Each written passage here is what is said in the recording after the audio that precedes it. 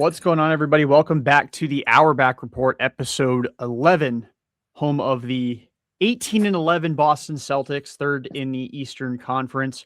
I'm Jordan, joined by Jamie and Jack. Full crew for the final episode before Christmas. How you boys doing today? Going into the new year strong. Got some early presents from Santa last night. A little comeback. Yeah. Jack, how you doing, man?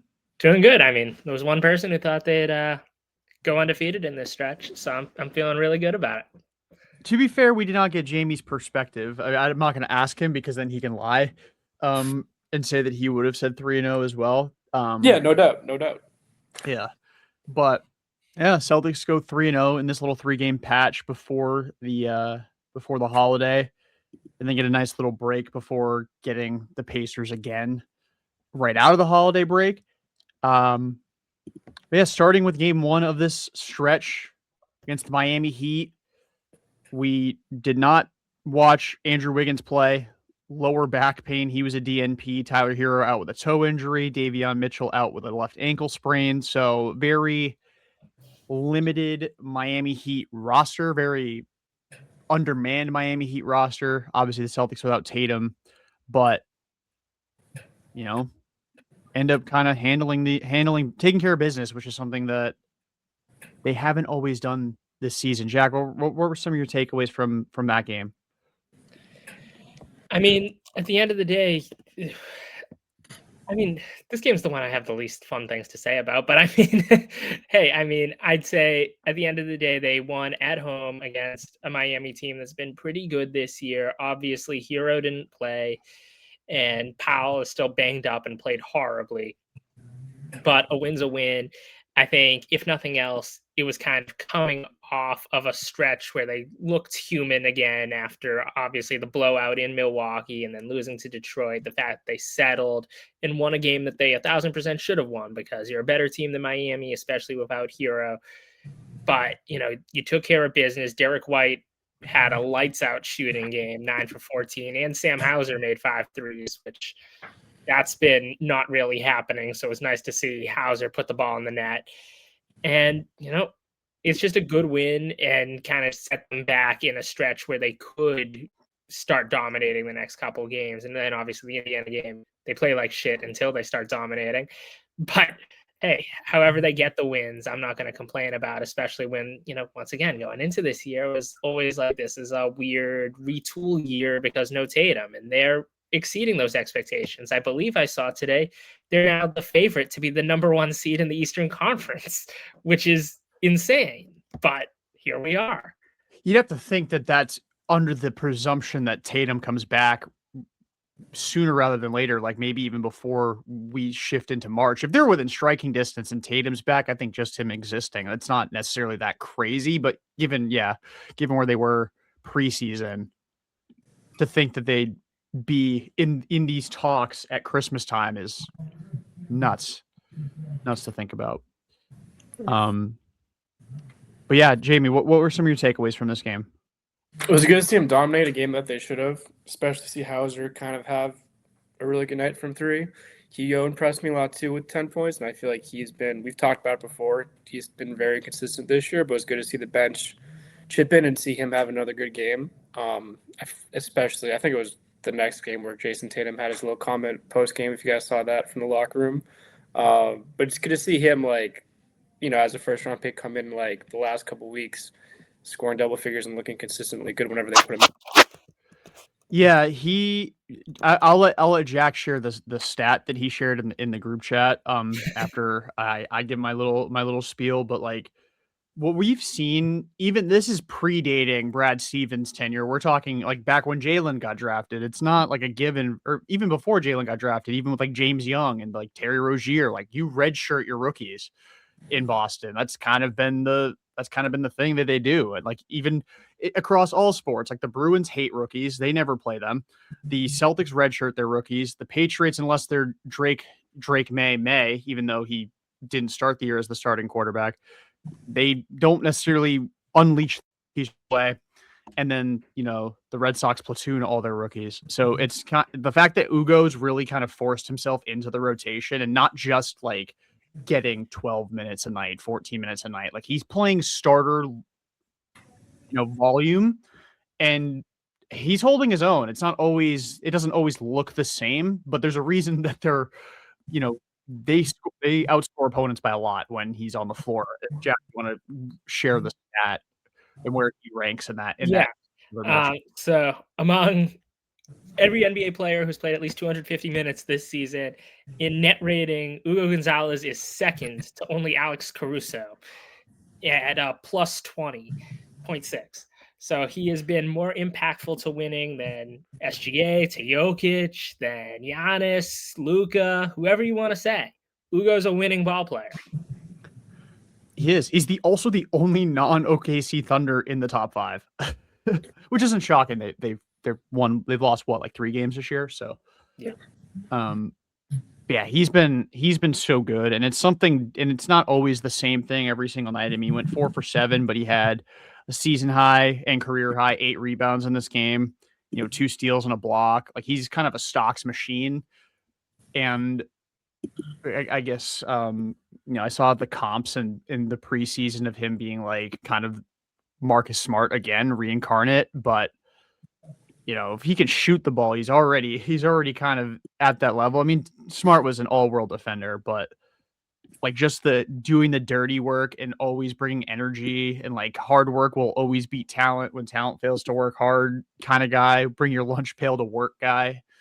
He's been all that and more. He's been better than I expected out of him this season. I mean, I figured there'd be months where he didn't get 29 minutes, and he got 29 minutes in this game alone, and was one of the best players on the floor.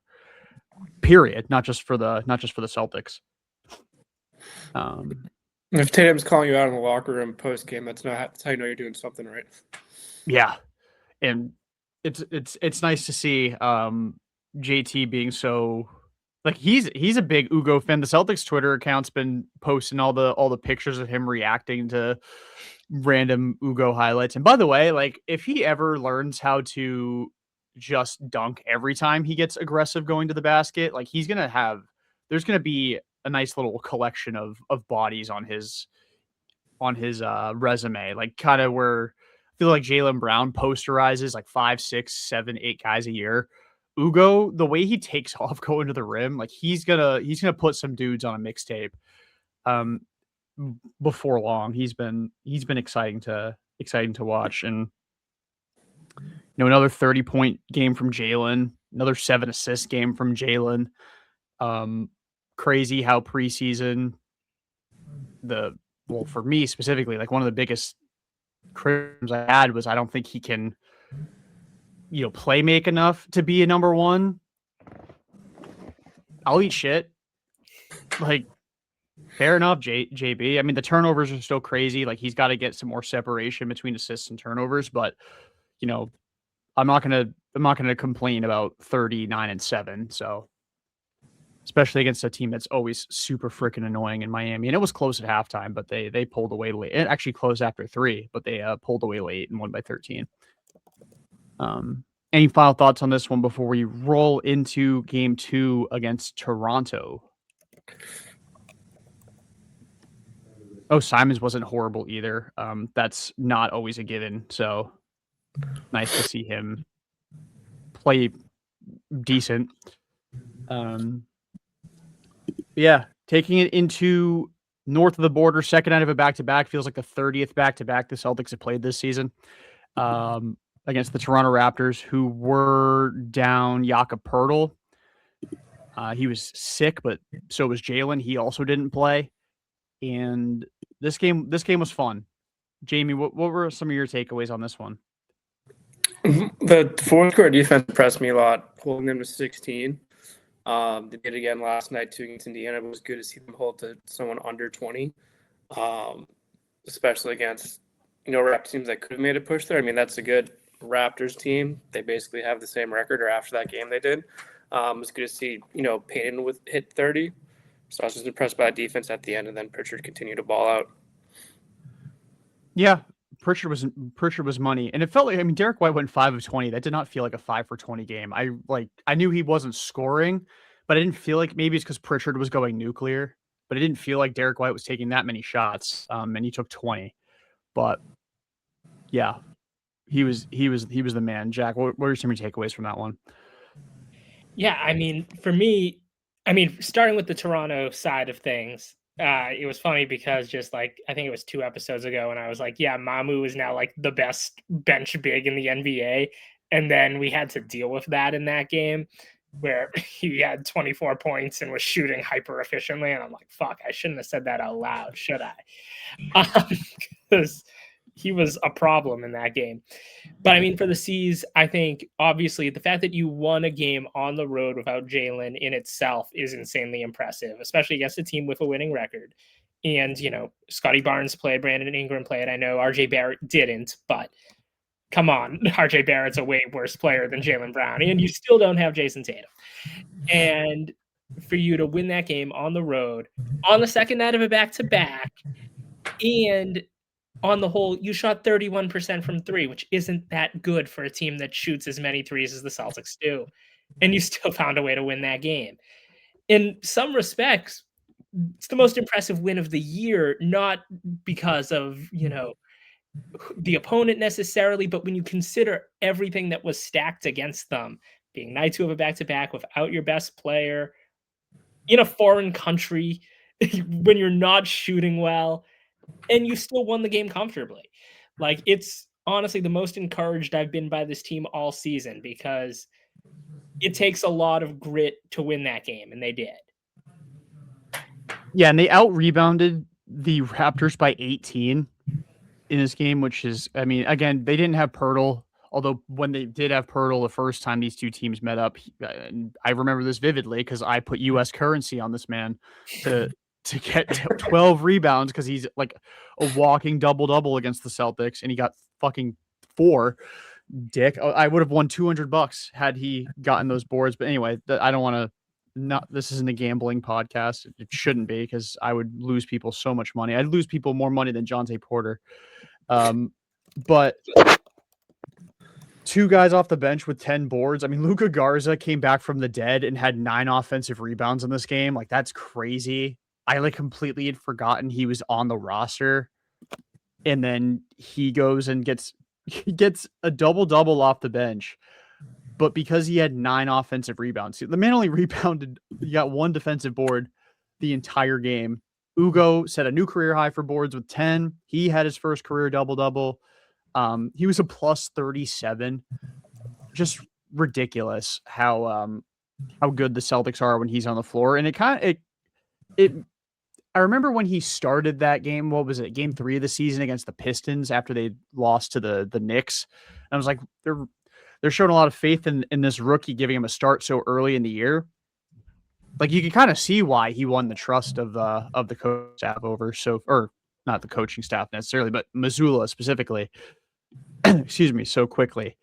And Pritchard 3 rebounds away from a triple-double. Just an all-around very dominant performance from this team, and it's encouraging to see that after a couple of disappointing games in a row. Anything else of note, or I guess also of note in this one, Jordan Walsh, a second half DNP because he was sick. Then he also missed the Pacers game. I thought he was in the doghouse. I'm like, damn, I didn't think he was playing that poorly. But he definitely didn't look like himself. And then, yeah, he got the second half DNP.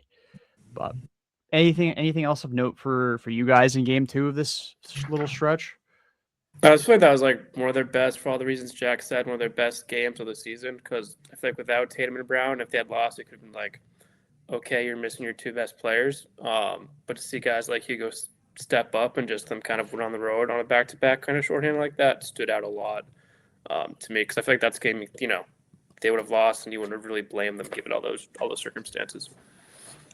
Yeah, it's nice to see kind of the will of this team, and like they're scrappy. Like they're almost in that like punk rock Celtics kind of mold where like they're talented and like they should win a lot of games, but they're not so talented where when they lose, unless it's to like some absolute shitter, you're like super surprised. It's like, oh yeah, they always have the baked in excuse that Tatum's not playing.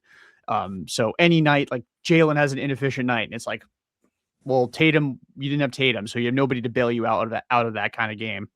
To not have either of them face a good team in an environment that for like years, I know, but for like years you couldn't win in Canada, and yeah, to win going away and just like absolutely steamroll them in the fourth quarter speaks volumes to their will as a team and Joe's will as a coach. But the most fun game is game 3 of this. We'll talk way more about the third game of this stretch, because this was my favorite game of the year just because of how it all unfolded. The first half, you throw that shit in the bin because that sucked, and that part of the night was not my favorite part of the season. The second half was awesome. But Jack, did you have anything left to add? Anything else to add on that last second game? Okay. So game 3 of the stretch, got Indiana at 6-22, 1-12 on the road because they're a buzzsaw. Like you see the duality of man with teams missing their best players off of Achilles tears. But Rick Carlisle on with 999 career wins as a coach. You know, he's loved around the city of Boston. It just felt like all the cards were playing in Indiana's favor, and the way that game kind of unfolded again speaks to the will of this team and Joe's ability to coach. Jack, what are some of your thoughts on this game? Not even necessarily the game as a whole, but like watching that first half specifically. Do you have any faith in them to come back? Yes, only because Indiana's such a disaster. I think like if this was and like if Indiana wasn't a disaster at the moment, if they had Tyrese Halliburton and Nesmith and Miles Turner hadn't left, and you know we're facing this Indiana team that just got to Game 7 of the finals, I'd be like, yeah, it's over. There's no point to even watch. Let's see how Phillip Rivers is doing on Monday Night Football. But I was like, this Indiana team is really bad this year, and so I wasn't completely counting them out by any means.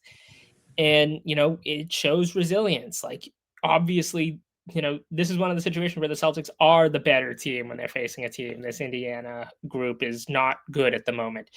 So they have the talent to do this. And obviously, when you have Jaylen Brown as the best player on the court for either team, it's going to happen sometimes. And I'd say the key was honestly that in the second half, Siakam wasn't a factor at all after burning them consistently in the first half. I don't have the exact breakdown of first half, second half points, but I know it's a massive swing.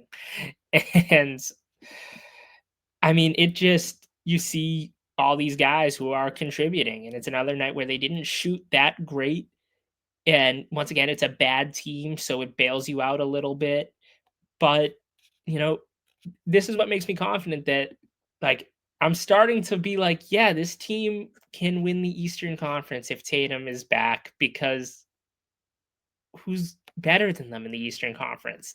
They're showing they have depth. I'm honestly more impressed with some of the depth than they've had the past couple years, because sometimes it felt like when they'd go to the bench, even when winning the championship, beyond like Pritchard and Hauser, it was like, I don't know about these guys. And Cornette, obviously. But now it's like they're kind of just throwing different matchups at you, and everybody's contributing. It's been hyper impressive, and you know, you get a top 5 player in the world coming back, and I know he's not going to be a top 5 player in the world the minute he steps on the court. Probably, I know that is though. Yeah, I'm not. It's possible. It would be really cool if he was. But even if you get 70% Jason Tatum, I look at this Eastern Conference as kind of a mess. I'm like, yeah, the Celtics can win this. Yeah. And to your point about Siakam, he was 1 for 7 in the second half. Yeah. So that'll do it. That'll definitely do it. He was the Pacers, I think, started like 9 of 13 from 3, and they finished 13 of 39. So just as elite as they were in the first half at making shots, they stopped doing that, once they hit the lucky number 13 for attempts. And they're one of the least efficient 3-point shooting teams in the league. I think they're actually dead last entering play. So them going crazy like that, I mean, a lot of them were open looks, so you can't really chalk that up to, oh, they caught fire. Like they were making wide open shots by and large, but the defensive intensity definitely picked up, and the Pacers couldn't hang anymore. I mean, yeah, they were 13 for 40 overall, so they ended up going 4 for their last 27 from 3, and like we've seen that as Celtics fans with the amount of volume they take from distance. That's you're not going to win a lot of games when you have a 4 for 27 stretch from 3. I mean, it's not like the Celtics shot the lights out either. They were 11 of 37 overall from distance. Derek White was 3 of 8, Jaylen Brown 2 of 6. Simons and Hauser each 2 of 7. Neither of them played particularly well. But they, had a money comeback in the second half. They outscored the Pacers by 36 in the second half. Am I doing the math right on that? Yeah, 36 in the second half. That's nuts. And yeah, the Pacers just they don't have the bodies. I did learn they have James Wiseman, so like that's interesting. But yeah, the face of the two timelines movement. Yeah. Jamie, what are some of your takeaways from this one? The thing for me was defense in the second half. I mean, I know the Pacers are a horrible road team, but holding them to 13 points in the fourth quarter, I feel like is pretty impressive, especially with how that game started. And then to have Hugo with 11 rebounds and Garza with 9 and have 20 between the two guys off the bench also stood out to me, which was, I feel like you needed that in the second half, but just the way they clamped down the last 20 minutes, we're like, we should beat you and we're just going to dominate you. And the last quarter was impressive. Yeah, Ugo with the third straight game setting a career high for rebounds. We're not too far away from him getting to 20 boards. Just give it like a handful of more games. He played 37 minutes in this one. He's definitely somebody that, I mean, this was the game where Tatum dropped the "you're a bad motherfucker" comments in the post game. He let everybody know that's what he said to him, but like he's not wrong. 6'11", got an assist, had 2 blocks. His motor's crazy. Like this dude's a freak. And what pick did the Celtics have? It was like 27, something like that. Like that's the lucky pick for the Celtics. I mean, they got Robert Williams at 27. They got, good old friend Kendrick Perkins at 27, 20 something years ago. Like that's been a lucky pick for them, and he's been really good and better than I thought he'd be. But we kind of oversimplified the comeback. I mean, Joe Mazzulla benched the entire starting lineup 3 minutes into the second half. The entire they gave up I think 3 offensive rebounds like off the rip, and the entire group got pulled hockey shift style, and that second unit, again, you want to talk about giving them an excuse to completely mail it in and them not taking it. But that second unit brought them all the way back into the game, and they were down by only, I think, 8 after 3. And you're down 8 in the fourth quarter against a shitty team without their star. And you've got, your starters basically didn't play the entire third quarter. Good luck. You're going to get fucking boat raced. And that's exactly what happened. They had 13 points. That seems high for what it looked like. The Pacers didn't look like a basketball team in that fourth quarter. They got embarrassed. But I feel like it gives more confidence too when Tatum is back, that you have, those guys like Hugo and in regards to the last couple that you can rely on, and knowing that they're going to have less minutes, but you're already seeing them kind of take advantage of having more right now. Yeah, I do wonder how, and they didn't even have Walsh in this game. And I don't it feels weird to say that Walsh is this established player, but he became one. So now it's his absence, you notice it. And I'm not going to say that if Jordan Walsh is starting this game instead of Josh Minot, or Jordan Walsh is playing, period, that, it doesn't get that ugly. But again, you talk about dudes who just bring energy all the time and know how to take up space, improved jump shooter. That's a significant loss at this stage of the season. And, they overcame that as well. And again, it's a testament to their team. Did you guys see that Jalen basically like 5 minutes after he did media was already streaming like film on the game? I respect it. I don't know if you guys saw the clip of him like breaking down that like corner three he hit, and he's like, "Yeah, I completely fucking forgot the play when I went out there." And like X was like, "Dude, you got to go over here." And I was like, and I just went, did what I did. And then the best part is the cutoff of the clip is like him saying water as the ball goes through the net. I'm like, all right, talk your shit, Jalen. Like like I'll eat shit on him this year. I did not think it was going to look as good as it has. And another 30-point game for him. I think that's 9 in a row for him. Like he's scoring. He's probably what? Where would you put him as far as like pure scores in the game, Jack, right now? Like top 5? Yeah, probably. I mean, like you're looking at Luca, you're looking at SGA, and like I think those would be like the top 2 right now. And then from there, it's like I don't even know. You could argue it's third. I think then you're looking at like him, you're looking at Ant, you're looking at maybe Tyrese Maxey. Because like I don't really put like Jokic in that category. Like that, like Jokic is just like his own demon that gets put in his own box. Yeah. It's like, yeah, I don't think top 5 is like outlandish at all. I think beyond Luca and Shea, who I think are kind of clearly the top 2, you can make the case he's third. Yeah, probably. And just like thinking around the league, like you mentioned Ant, you mentioned how Jokic is kind of like Jokic is really his own beast. Like I don't even call like he averages like a cool 25 to 30, but it's like almost like you bake it into the Nuggets point total.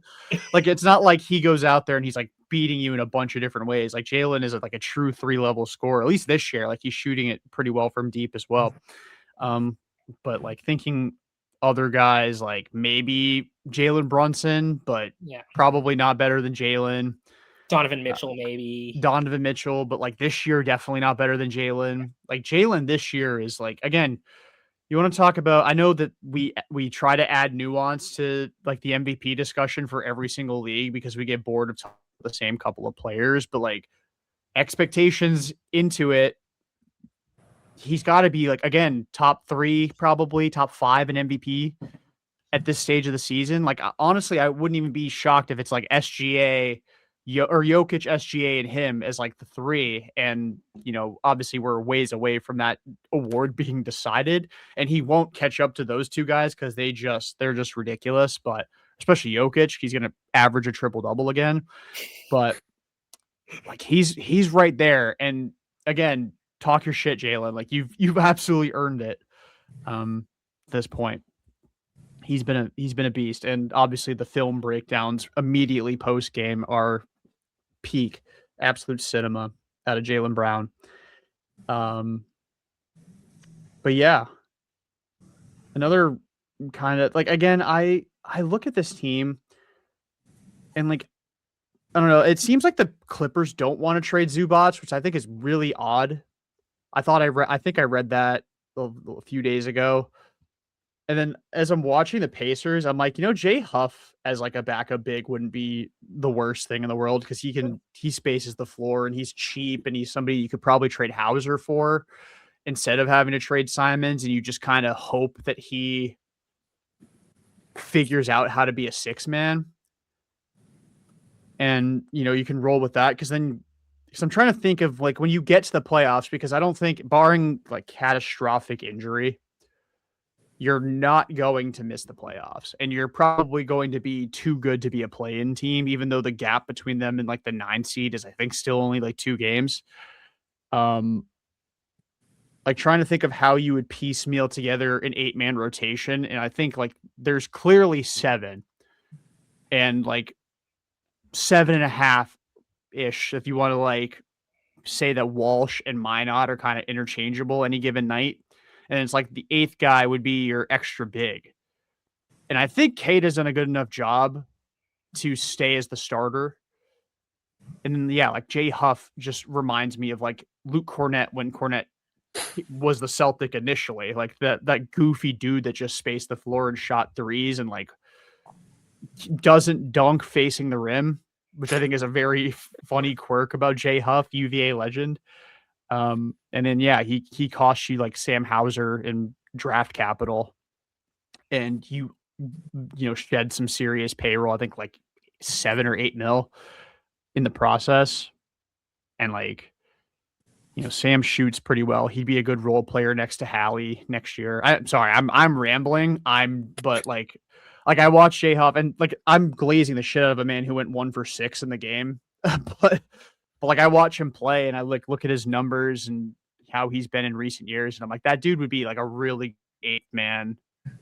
Like you need a big to come in and hit a couple of threes, and he kind of fits that mold. He's like baby Porzingis. He's Potts Porzingis at worst. Is that insensitive? Probably. But I feel like though, like how the roster's set up, like that would be the perfect deadline. Because I feel like the deadline, if it stays as it is, you're just kind of like adding in pieces around the edges like that. Yeah, I mean, what do you think, Jack? I wonder if Charlotte, especially because they're bad, and I know, but they're also in a weird spot where they have like a lot of young guys. Like, would they ever consider actually moving some of their young players? Like, is a guy like Diabate a guy who could actually conceivably get moved? Probably not, but it's like I'd at least like kick the tires, and especially because that's a poorly run organization. It's like a guy like Diabate to me would be like such a perfect like complement to Keita in terms of like not getting like an actual like top 15 center in the league, but a guy who like can give you a lot of competitive minutes and is young and like could be an interesting guy. Yeah, I'm trying to think of like because if we're migrating from trading Simons to trading Hauser, and I just threw that out there. Obviously, I think Simon still seems kind of like the odd man out, but like Hauser's making what, 15 mil a year. So the bigs that are in his kind of range, if you want to go between like what 8 and 15 mil, you got not J-Dub, the other Jalen Williams, Kevon Looney in New Orleans. Like, what do they need Kevon Looney for? That dude at least can get boards. I'm just throwing him out there. I don't want the terrorist Goga Batadze because like what he did last year in the fucking playoffs pissed me off. He was an asshole. Cornette, but that won't happen. That would be so good though. Like it would be. It would be reunion for a title. I miss him so much. There's also Rob. Could bring Rob back if he's only playing 10 minutes a game. Is that enough time for him to hurt himself again? Probably. It's probably too many minutes. But like you got Daniel Gafford in Dallas. Like they're rebuilding. That's not necessarily an awful addition. He's been a starting center for a title contender before. And like you can kind of play your matchups there with Keita and Gafford. He's a lob threat, and like Tatum loves throwing lobs to guys. I mean, Keita's a lob threat too, but Gafford like basically made a living doing that with Dallas a couple years ago. And then Beef Stew at 15 mil. That's not going to happen. But yeah, like those are kind of the guys in that range. If you want to go down to like 7 mil, there's Capella, but Houston's good. But yeah, I mean, options aren't crazy, but you can also stack salaries so you could put Hauser and Simons together, and then you're in the, if Toronto completely fizzles out, Jakob Poeltl's making 28 mil. The Cavs are kind of sputtering like big time. They wouldn't trade Jared Allen, but like that's kind of the realm you're getting in as far as salaries go. But like, do we think the Celtics would be more likely to go at the margins of the roster, or do we still kind of hope that they kind of swing big as far as at least the center position goes? Because I feel like they don't need to add any other position. It's like a center or just see what this group can do. What do you think, Jack?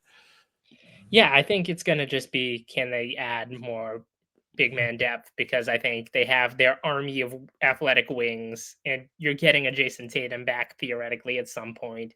And I think they're good at the guard spot with Pritchard and with White, and we'll see if Simons finishes out the season. There's a world where if Simons goes out and a guard doesn't come back, they might just want one more to have one more who's playable.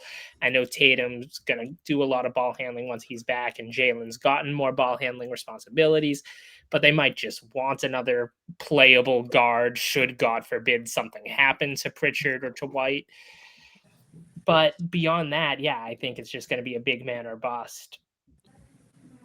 Hear me out. This isn't a trade thing, but Tatum comes back. You put Pritchard. You trade. I guess this is a trade thing. You're trading Simons in this instance, but Tatum comes back. Pritchard and Jordan Walsh go to the bench, and Ugo starts. So then when Tatum is off the floor, that's when Pritchard comes in and he does the primary ball handling. They'll have there'll be plenty of minutes that they're both on the floor at the same time. But you can kind of stagger them a little bit, and you don't necessarily have to bring another guard in because everything Ugo does is off ball anyway. Yeah. But I don't know. It's nice. Theoretically, keep Walsh in the lineup at that point as well. True. But yeah, I'm open to that. I'm open to anything. We gotta just get another big man who is not Luka Garza, and then I'm feeling pretty good about things. You hating on my goat with his 9 offensive boards against Toronto? I mean, there's one thing Luka Garza can do. It's get offensive rebounds. It's the only thing he can do. But and look like Drew Carter. Like his 2 specialties are get offensive rebounds and look like Drew Carter. Poor Xavier Tillman, man. I did go into the trade machine out of curiosity, and they could make a move with Toronto that's Hauser for Mamu and Ochai Agbaji. And I don't think it's actually fully impossible because Toronto probably could use bench spacing. Like, I don't think it's likely, but like, I just was like, can I get Mamu in a way that still lets Toronto make the playoffs? And I was like, I can. Great. So I'll just throw that out there as being legally possible. I think you should like propose it to them. Yeah. Get them on the horn. I will say though, like as good as Toronto's been, I could totally see them in 6 weeks falling apart and selling. Like I don't know. Like they're like Brandon Ingram is so hit or miss.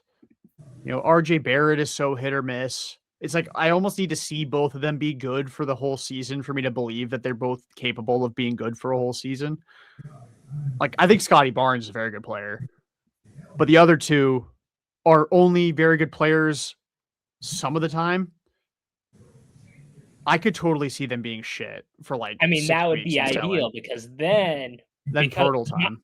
Yeah, well, that as well. But if it's still a Mamu thing, he's only making $2 million. So at that point, he get ready to hang up Chris Boucher's jersey at his retirement ceremony, Toronto, because we can 1-for-1 swap with a couple second-round picks at that point.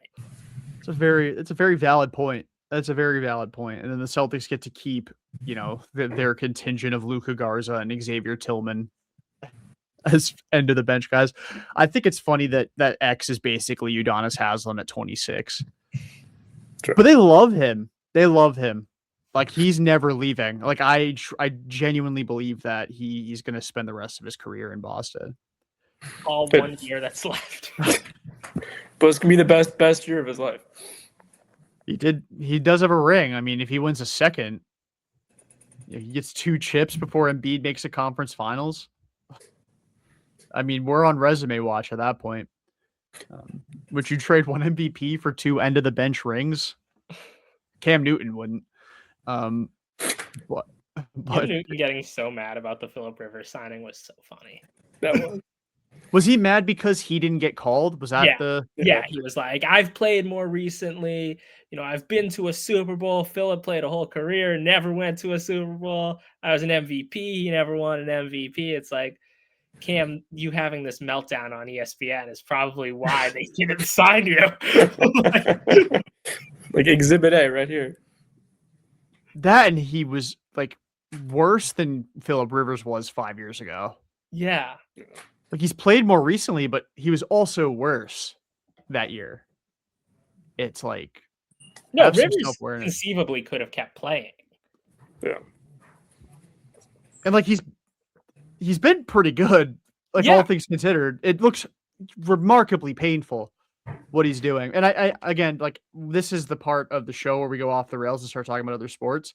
But like people were hating on Phillip Rivers because of how ugly his first game looked. But like you try and take 5 years off of playing a damn sport and then go play the Seahawks.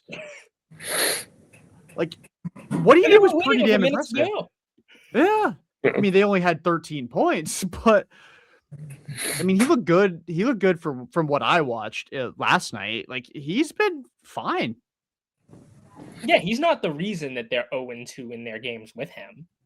No. He just ran into two buzzsaws with Seattle and San Francisco. Does Phillip Rivers play next year? Browns? Did he make his Browns tenure? Well, no. I mean, it felt Phillip like Joe Rivers Flacco was out of Sanders' quarterback room. I would want to like video of that. That'd be interesting. Yeah, I would want like a Keeping Up with the Kardashians level, like paparazzi following them all season. Like that would be awesome. They get a full season Hard Knocks. Yeah, but just of those two. Yeah. You Like have a Dion camera like the phone. background. I Oh, bet my one of Rivers' kids is older than Shador. Like, it has to be. Time to whip out the Google machine here. I'm not gonna look it up. But yeah, I mean, could he play next year? I mean, like again, Joe Flacco when he resurged with the Browns, what 3 years ago at this point, like he was. I mean, he didn't miss 5 years, but like he was a backup. Like he got a couple starting opportunities and was awful. Like he was barely playing for like 3 or 4 years, and then like he's latched on for another 4 or 5. Like he's 42 now. Like could Phillip Rivers conceivably go into training camp with the team next year? If he has interest, I think so. Yeah. Yeah, 46 Which shows you that quarterback development is in such hell. That's like where we are. But it's been a nice social experiment, though. It shows that the mind never really goes for. I mean, I shouldn't say that for a football player because it definitely does. But like, yeah, like. Yeah, a good point. But I mean, like for a quarterback, like a dude who I shouldn't say the mind never goes, but like he's a pocket passer. Like he had to kind of be cerebral as a quarterback. Yeah. Like that didn't leave him. He's physically much more limited than he was. Oh yeah, it's like even watching the human brain play quarterback. Yeah. I saw someone say they need to like do like a surgery before the next game and put his brain into Anthony Richardson. It's like, yeah, that would be the best quarterback in the league. Like if you had Richardson's tools but could read a defense, holy shit. Yeah. Is Richardson going to play next week? No. Okay. His eye is still broken from his elastic band incident. That's crazy. That man missed basically an entire year. I mean, he was a backup, but like missed almost an entire season. Whoops. Because he hit himself in the face with an elastic band. That's kind of like what you just did. Kind of like what I just did with my microphone. Yeah. A very good point. And my eyes are already swollen, so call me Anthony Richardson. I would love to have his paycheck, but that's beside the point. You guys think Tom Brady? Where was Tom Brady on the list of quarterbacks? Do you think for the Colts? Like if Phillip Rivers was what, like 1 or 2? Like where's Andrew Luck, and then where is Tom Brady? Who do you think's higher on the list?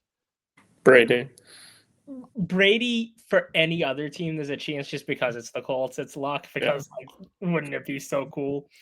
But like, I'm totally convinced if Tom Brady played for the Vikings this year, they win the NFC. Like I'm like completely in my brain. Tom Brady on this Vikings team, instead of being 7-8, they're like, that's 15. They're like 13-2 and steamrolling everyone. Jefferson would be like the happiest person in the world. Right now. Jefferson would have like 7,000 yards. Like, part of me truly wonder. Like he's gotten so much better in the booth, But like part of me wonders if he misses it enough to consider coming back. I know he's part owner of the Raiders, so he'd have to sell his like share of the team. But like, does he miss it enough to the point where if a team called him this offseason, he'd like heavily consider coming back? I don't think so. Just because he's already done the unretire thing once, he already played that card. And I think he's so afraid of playing it again. I think he would have kept going after that last season in Tampa had he not already played that card. But then he was like, oh, well, I'm out of luck now. And I know things were kind of deteriorating with his relationship with Tampa, but he could have landed somewhere because he was still good. Well, the team he owns. Like they gave Geno all that money. You're telling me they wouldn't have signed Brady? They wanted him before. You know, teams are paying U.S. currency to Tua Tagovailoa. They would take. That's a a 99 million dead cap if they cut him. They'll not. I saw a TikTok clip of like there's 3 ways you could go about handling Tua. You could either Carson Wentz him, Kirk Cousins him, or Brock Osweiler him. But the guy said it as you could Wentz him, Brock him, or Kirk him.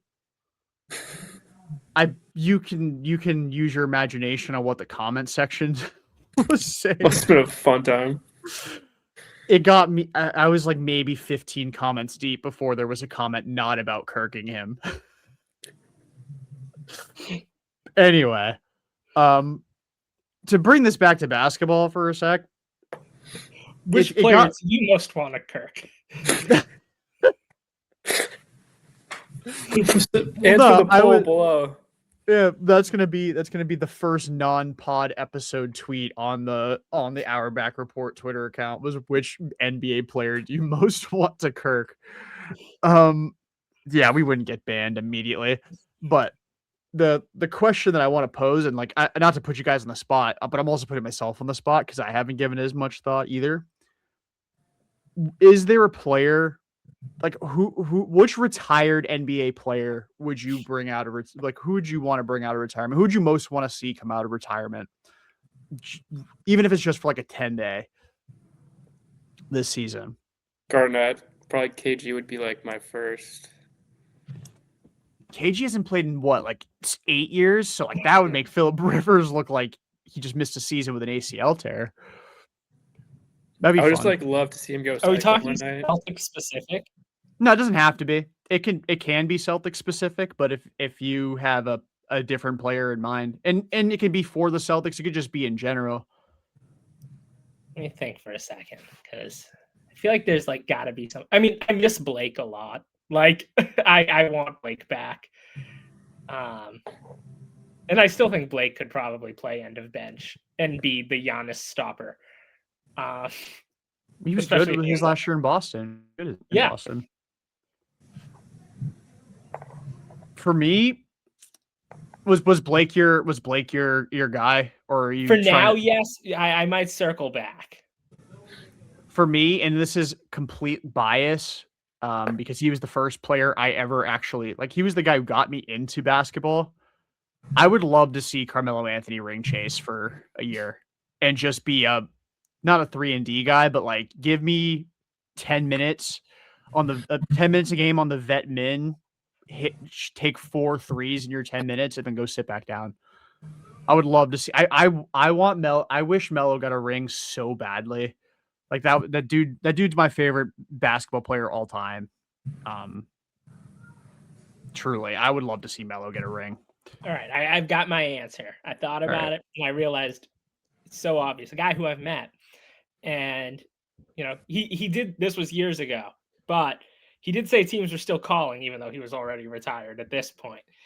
But imagine we finally set things right between the city of Boston and Ray Allen in Missoula ball.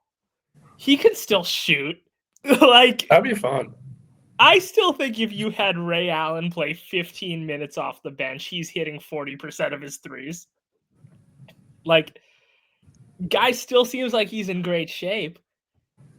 You can trade Sam Hauser a lot easier if you know you have however many year old Ray Allen coming out and shooting even more efficiently. Yeah, Ray's 50. I still think Ray could shoot at 50. Probably.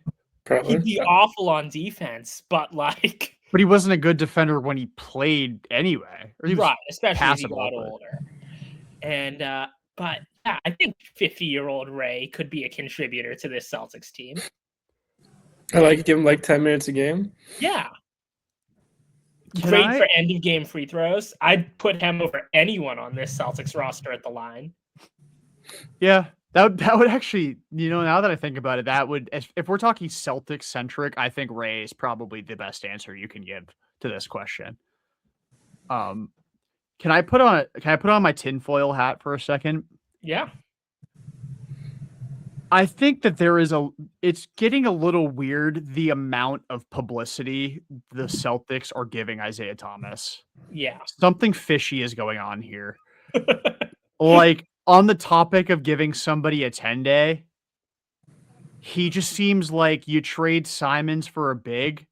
Like, even Abby Chin said when they interviewed him during the Heat game, not officially retired yet.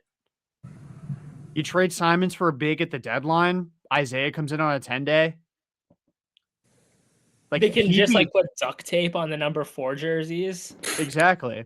I mean, or just wear your Isaiah jersey. You probably have, although I guess they're like 3 sponsors removed from Isaiah's tenure. Like, there's something. Did they even have sponsors last time Isaiah was here? I think so. I think they did. I think. Oh no, you're right. They didn't, because it was the year they brought in Kyrie. Year was first year, yeah. Yeah, so you're right. So no sponsors. You talk about throwback jersey, but I think there's something fishy going. There's something more that meets the eye with Isaiah Thomas and like him being around the Celtics a lot recently. I know that we're like because it doesn't even make sense. It's like the 9-year anniversary of his 52-point game against the Heat. Like, that's not a special anniversary. Like, what is he doing here for his 9th anniversary? That doesn't make any sense. Like, my tinfoil hat theory is the Celtics trade Simons and they bring Isaiah back on a 10-day contract. And then they more effective though. Yeah. He probably would be more effective, but like, you want to talk about a dude who, like, he didn't win a ring in his career. The city loves him. Like, he could suck. Like, again, we're talking about a dude who might get like 10 minutes total. But he'd be on the bench. Like, Jalen loves him. It's like the only dude still around from Jalen's tenure. Like, Brad loved him too. Like, it's not like, I mean, there was no ill will. Like, Danny's gone, so like, it's not like Isaiah is gonna lose his shit on anybody around. I think there's a lot of water carrying for Isaiah Thomas. That there's something going on there. And like, that meme of I don't know what show it is, but of that dude that's sitting behind the steering wheel, and it's like, I know XYZ, but I just can't prove it yet. That's me with Isaiah Thomas. I'm like, this dude hasn't played in 3 years in the NBA, but the Celtics are like, he hasn't retired yet, and we're just gonna show his highlights all the time. We're gonna have him around all the time. He's gonna show up to practice all the time. That man will be a Celtic by the end of the season. He could be. He also could be part of the coaching staff by the end of the year. I wouldn't be surprised either. I think the thing is, it just feels late. I think if an Isaiah reunion was going to happen, it would have been the year they won the championship. It would have been the 2 years ago when they won the championship, and that would have been like, okay, we're figuring this thing out. Or even like maybe the year before that, the first Missoula year, especially, to like kind of be like, okay, like, let's get some continuity in the building with a rookie coach. But I mean, I don't put it at impossible by any means. I'd say there's like a 10% chance Isaiah Thomas is in a Celtics jersey on the roster before the end of the season, which is higher than it probably should be for a guy who has played like under 50 games in the past 5 years. That ovation would be massive too, that first game back at the Garden. Yeah. Since 2020, 2021, Isaiah Thomas has played 31 NBA games. The last time he played more than 50 in a season was his last year in Boston in 2016-17. Is that more or less than Embiid in that span? That's probably close. he's played in just as many conference finals games in that span. But no, I'm telling you, man, like but the last year that he like actually was on an NBA roster and like played was that year in Washington, and he shot 41% from three. Like, I truly think like again, you're giving like the end of the bench goes to they'll sign a dude to a contract just to get them to what, like 13 guys for the playoffs. Yeah. I truly think they're gonna try. Like, I think if the Celtics are truly like a title contender, which by all accounts they are by nature of being in the much weaker conference and like getting Tatum back, like you have that security of like they're probably the number 2 team in the East. In my opinion, at least, they're the number 2 team in the East. I still probably put the Knicks above them. The Pistons have kind of fallen out of favor for me a little bit. They just, I don't know, there's something about them. Maybe it's Isaiah Stewart. They will give Isaiah an opportunity to get a ring, even if it's a Mickey Mouse ring. I'm telling you, he'll be a Celtic by the end of the season. Even if he doesn't get a like end of year contract and it's just a 10-day, he will be a Boston Celtic at some point this season. I'm also considering that a win if it's a 1-day and he retires. Just saying. It'll happen this season. He'll be And a they Celtic. bring in Ray. And they bring in Ray Allen on 10-day. Also, they could bring back Joe Johnson again. He's still at least playing in the Big Three league, so he's at least playing. Jeff Teague, maybe. I wonder what Gerald Green's up to. Oh, I loved Gerald Green. Did you say Baines? Aaron Baines, that'd be fun. I don't know. This is how we get to an hour, by the way. This is crazy how we get to an hour. Like, we always find a way. We're like done talking about the games at like the 35-minute mark every single episode, and then we somehow get past an hour. And we haven't even talked about the games coming up. Or the Mammoth. There's been no Tusky talk either. And no Tusky talk. I don't know if you by the way, we had Tusky booked, but since you ducked the episode last episode, Jamie, he canceled on us. So we go again. I didn't know that would have changed the whole. I would have pulled over on the side of the highway in Virginia just to do that if I had known. Yeah, I guess before everything. Yeah, that's fair. Tusky before family. Tusky is family. They had a big overtime win on Sunday, so good for them. Yeah. They lost to the Bruins, and I think that also might have been partially why Tusky was not in good spirits. Yeah, he was in a bad mood. Very bad mood. It was between you ducking the episode and the Bruins beating them. There was just the writing was on the wall. I was an irate Mammoth. Yeah. I was pretty scared, to be honest. Yeah, I'm happy he wasn't like in the same room as me because like I don't want him to be like acting up. Was he replying with like all caps? Is that like where we were? Yeah, for sure. A lot of like the smoke blowing out of the nose emojis. Oh, we got the clock. The clock. That's how you know we're at the 59-minute mark right there. That's the new Vecna time. But while before we wrap this up, let's go over these next 3 games. Celtics starting a 5-game road trip, but only 3 between now and the next time we record. Again, second half of a home and home with Indiana. That's on Friday. Then they get the Blazers in Portland on Sunday. And then the Utah Jazz potential revenge game. Tickets only $17 if you want to fly to Utah for New Year's. That's on Tuesday. Is Tusky going? That would change my whole New Year's plans. You got to imagine Tusky's at least considering it, right? Like, I mean, an opportunity to go witness Kevin Love dog Luka Garza a second time, like I'd want to witness it. Not if I weren't, rooting for the Celtics, but yeah, I mean, Jack and I talked about this last episode that the Celtics are in this position where they could realistically get like 12 or 13 games above 500 before they face a hard opponent again, which they're 7 games over 500 right now. Then they face, Indiana, Portland, Utah, Sacramento, LA, and then the Bulls, and then you get Denver. Where are they after these 3 games? Jack, what do you think? I think they win all 3. I'm going to say 21-11. I mean, I think they're going to be fired up against Indiana, especially after the comeback. I think they're going to smoke Indiana. Like, I think it's going to just be a massacre in that game. And then with Portland, I know they got off to kind of a good start, but they're coming back down to earth. Holiday's still out. Time Lord's out. Jeremy Grant's out. Like, everybody's out on that team besides Denny and Klingon pretty much, and Shaden Sharp. And they just aren't a very good team, aren't a very good defensive team.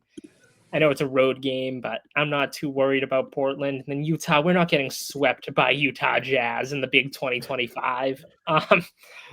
So let's end this year with a win, honorary Wednesday perhaps. And I think they win all 3. I think they're 21-11. Jamie, what do you think? I think 3-2. I feel like they should win all those games, even though Tuskegee going to be pissed at one of them. But I feel like that should all be like 10+ wins. Yeah, I know that I played contrarian to Jack last episode to keep good vibes forth for the Celtics. But yeah, it's such a cupcake part of the schedule. And I think last night was kind of a wake-up call for them. Like, I know that they got punched in the mouth by Milwaukee after getting up by a bunch, but like they were on the road.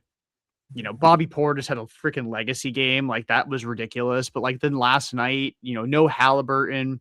The Pacers are 1-12 on the road entering the game. And then you get down by, I think, 20. And then Joe pulls the plug on the group and just like, you guys, I'm going to put you guys in rice, because you guys are playing like assholes essentially. Like it was an Ime moment essentially where he would call timeout, call them assholes, and they'd respond.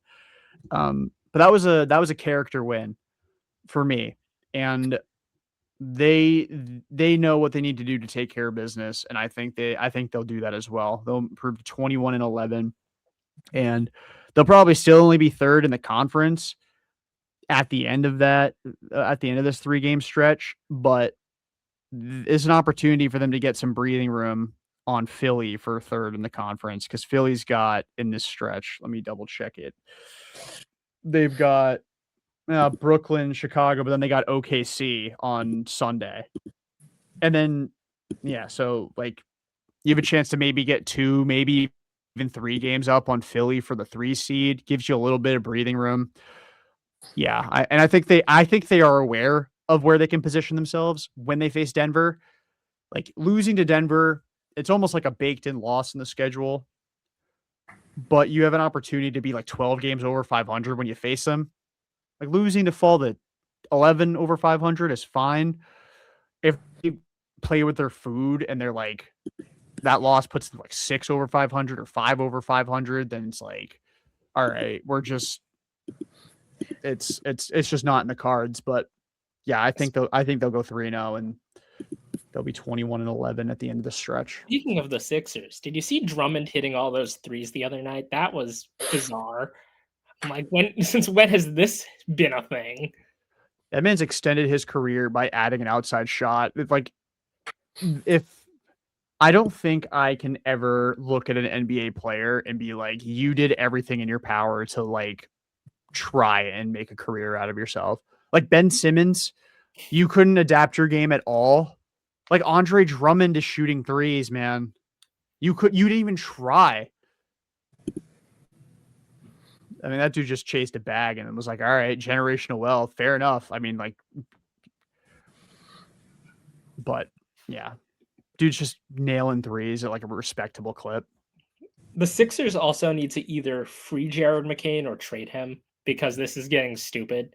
Where it's like Jared McCain probably wins Rookie of the Year last year if he doesn't go down with the injury. And like they're just like dicking around and giving him like 15 minutes a night off the bench. And I know they have a lot of small guards because obviously they have Maxey. They just drafted Edgecombe. And then they got Quentin Grimes because Nico Harrison's a moron. But like either play the guy or send him to a team that's going to play the guy, because he's way too talented to be a 15-minute off the bench, like sporadic player. This is wasting Jared McCain. Would you call and make them say no? Yeah. I mean, he's on obviously a rookie contract. I don't know how you would line things up with the Celtics, and I doubt they'd like move him, especially to a rival. But like if I'm a Western Conference team, especially like a bad Western Conference team, like if I'm Utah or I'm, one of these struggling teams, or if I'm one of these bad East teams as well, or if I'm Sacramento or like even the Clippers, I don't know if they have small contracts they can move because they're in hell. But like Washington, Washington or Brooklyn, like if I'm a bad team, I'm trying to see if you can get Jared McCain, because he's way too good of a player to be getting the playing time he's getting. And he needs to develop. And the only way he's going to develop is by playing. Yeah, I've seen an uprising of support for Jared McCain getting more minutes, and I know that he did get hurt last year, but like talk about a cruel world, how good he was, gets hurt, and then it's like, yep, bye, and like Edgecombe's been awesome, and like you're obviously not going to jettison Tyrese Maxey because he's one of the better scorers in the league, but yeah, you're right, and it's an opportunity to recoup some assets. Like you gave up assets to bring in, a lot of veteran players over the years. You're kind of in that weird, you're kind of treading in weird waters where like nobody's going to save you from Embiid. It's just not going to happen.